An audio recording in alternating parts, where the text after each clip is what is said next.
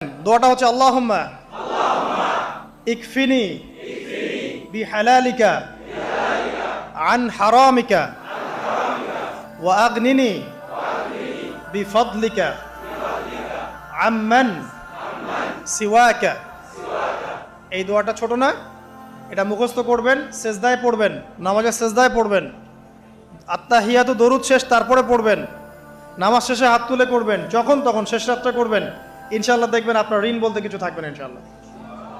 যদি থাকেও, বড় কোনো ঋণ থাকেও, আল্লাহ পাক অন্য কোনো মাধ্যমে এটা শোধ করার ব্যবস্থা করে দিবেন ইনশাআল্লাহ। ইনশাআল্লাহ। যে দারিদ্রতা দূর করতে চান, সচ্ছলতা চান, কয়েকটা কাজ করেন। এই যে বললাম, 1 নাম্বার সূরাতুল ওয়াকিয়া তেলাওয়াত করেন, 5 ওয়াক্ত নামাজ জামাতে পড়েন, ডেইলি কিছু সময়ের জন্য কোরআন তেলাওয়াত করেন, আর আল্লাহর কাছে রিজিক চান, জিকির বেশি বাড়ায় দেন। পারবেন না ইনশাআল্লাহ? আমার জীবনে এমন ঘটনাও ঘটেছে, এটা এখন